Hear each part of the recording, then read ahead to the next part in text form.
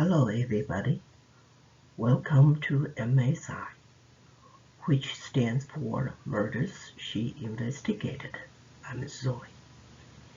If you are new to MSI, you are invited to subscribe this channel.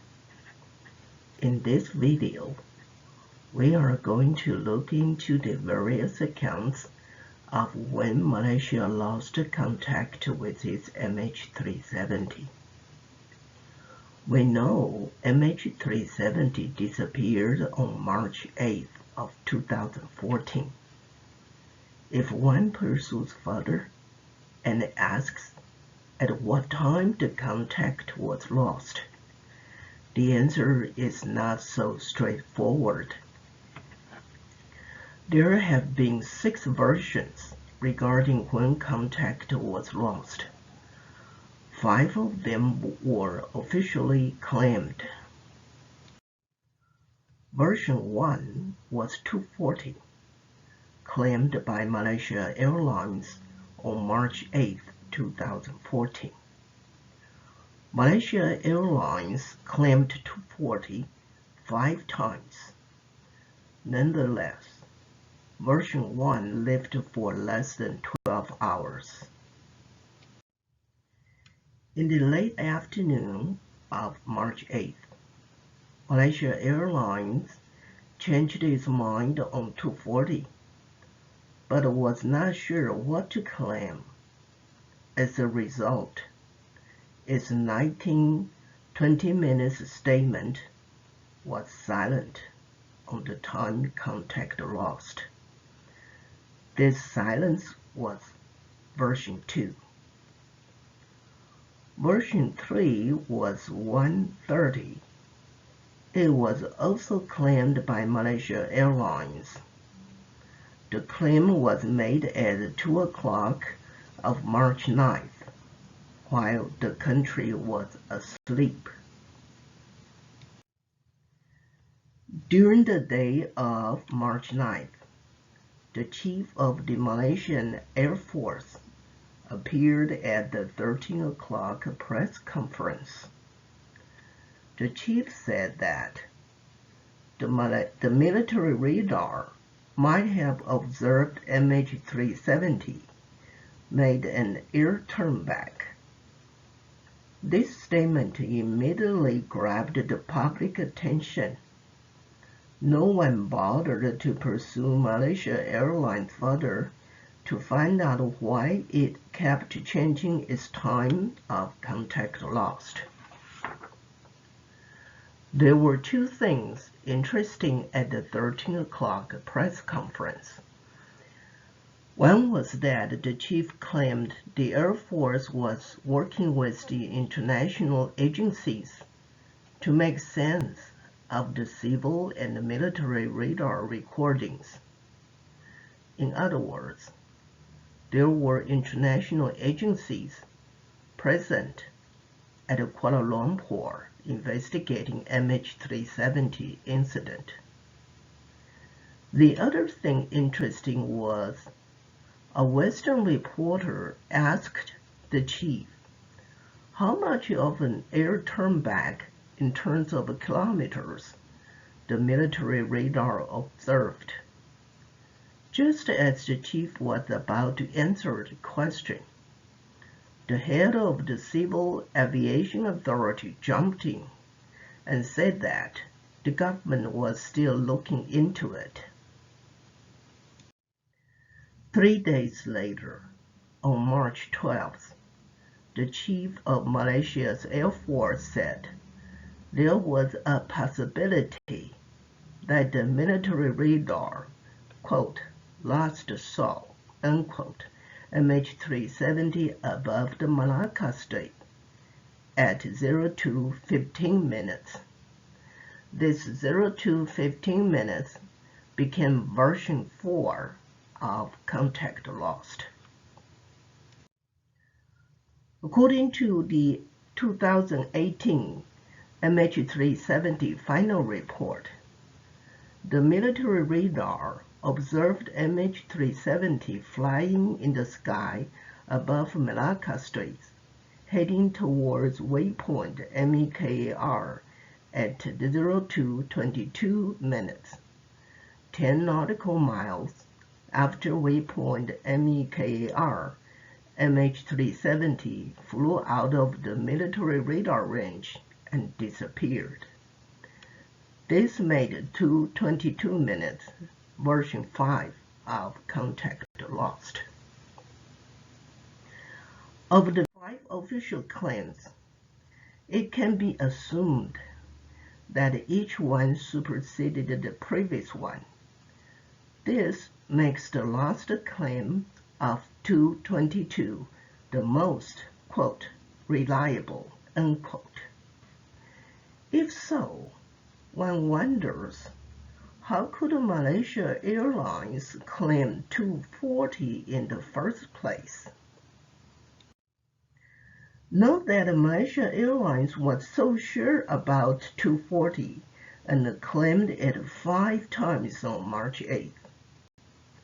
Technically, Malaysia Airlines should have claimed 121 instead, because its SSR radar position symbol of MH370 dropped off from its radar display screen at 121.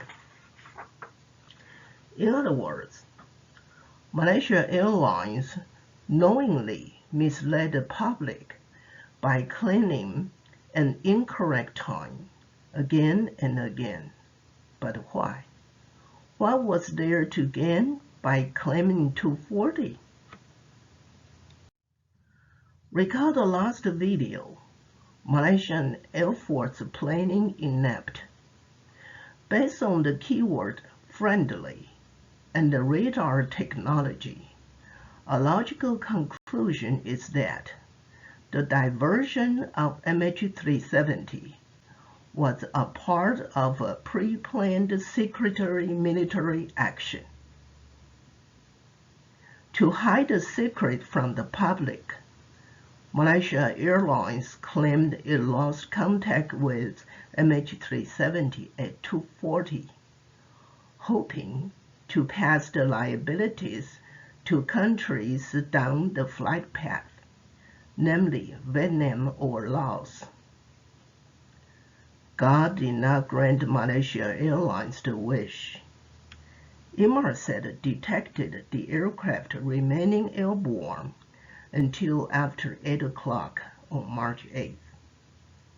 In the afternoon of the same day, Inmarsat passed the information to SITA, who in turn advised its customer, Malaysia Airlines. Being the owner of Malaysia Airlines, Malaysia government quickly learned Inmarsat knew that MH370 remained airborne until after 8 o'clock. Inmarsat's discovery made the 240 claim lost its significance. The Malaysia government was anxious.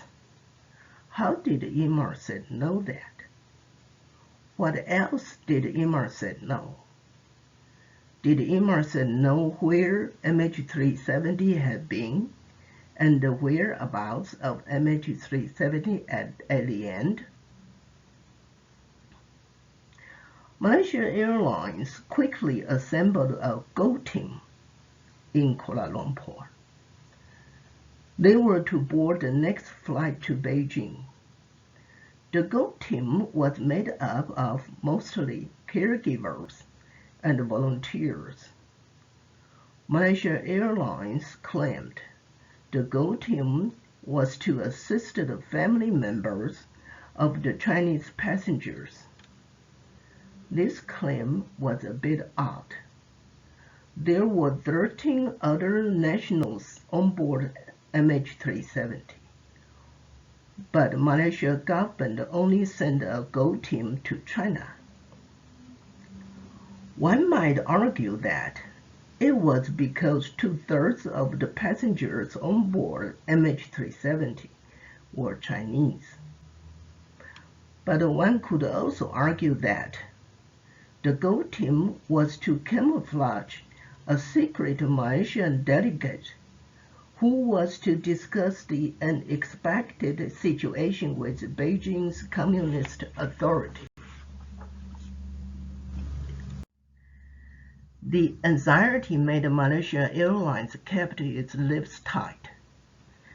In his 19-20-minute statement, there was no mention of time as to contact lost.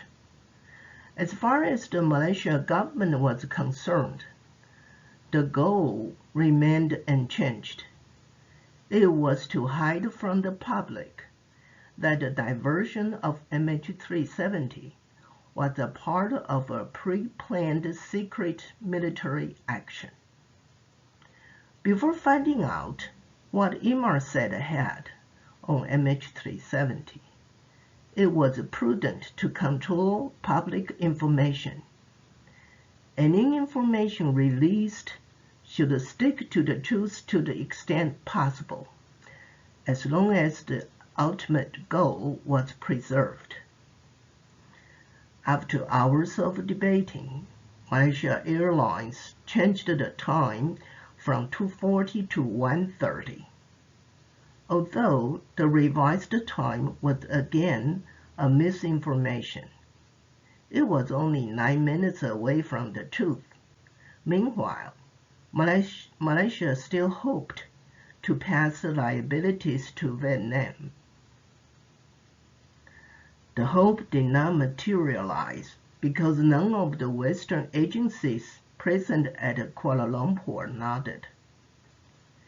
It was imperative for Malaysia government to find out what Inmarsat knew about MH370.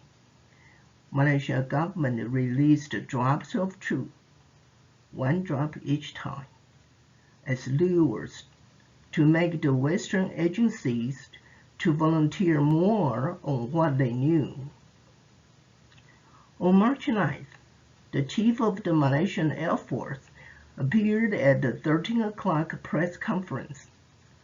The chief planted an idea of air turnback onto the public mind.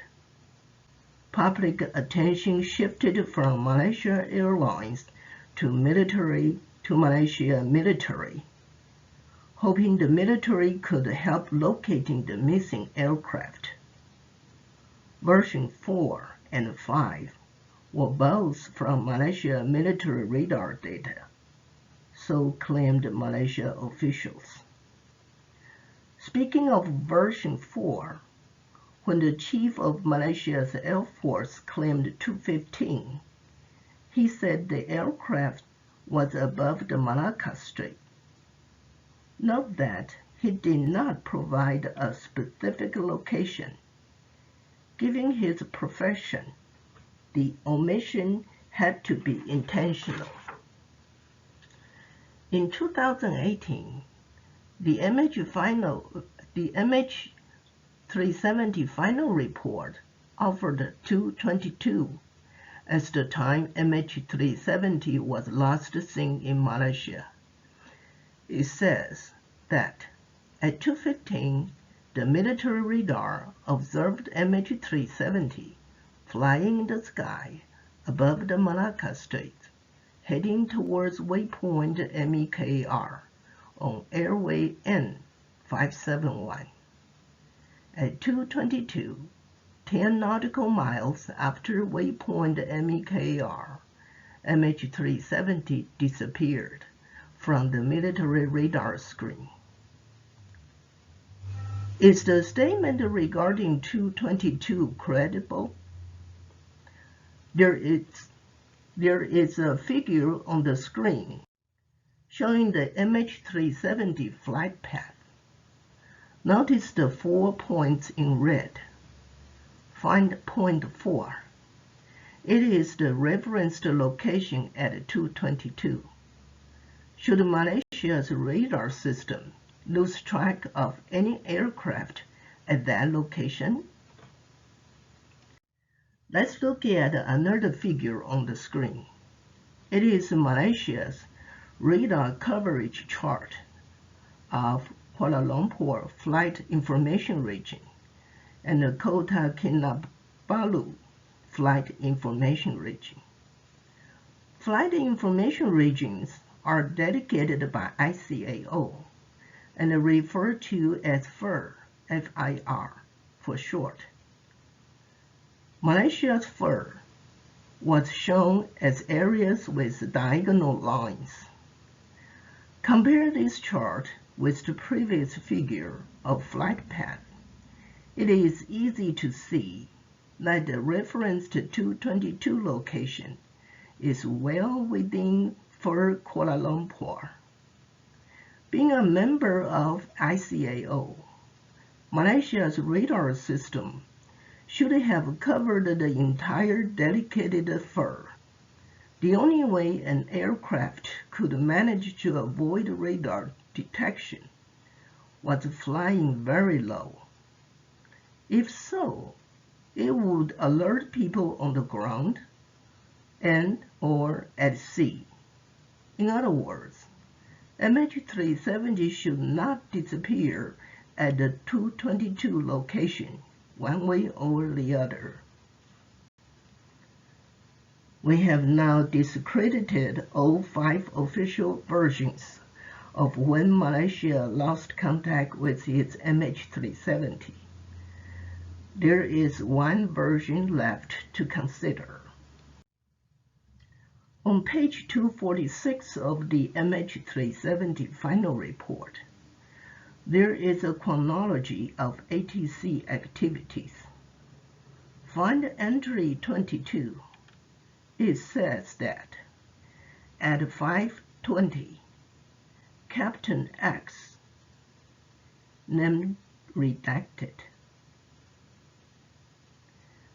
Captain X of Malaysia Airlines contact Kuala Lumpur Area Control Center and requested for information on MH370. He opined that, based on no information, quote, MH370 never left Malaysian airspace, unquote. Who was this Captain X? Could he or she be Zahari's direct superior? Was he or she the caller S we talked about in the video titled Unusual 3-minute Pause on the Runway? In any event, by 5:20 of March 8, 2014, MH370 had been flying domestically for 4.5 hours. This scenario is in line with the previous conclusion that the diversion of MH370 was a part of a pre-planned Secretary Malaysia military. Okay, say it again. The diversion of MH370 was a part of a pre-planned secret Malaysia military action. Since MH370 was still in Malaysia's airspace at 5:20 or even later, did it have enough time and fuel to fly to the remote sky above southern Indian Ocean?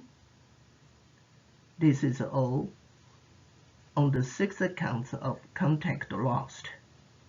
If you are new to MSI, you are invited to subscribe this channel. If you are already a subscriber, a thumb up is appreciated. Feel free to share this channel with others. The MH370 incident deserves everybody's attention worldwide for the sake of safe public air traveling. Next time, the topic will be about the wreckage. Bye for now.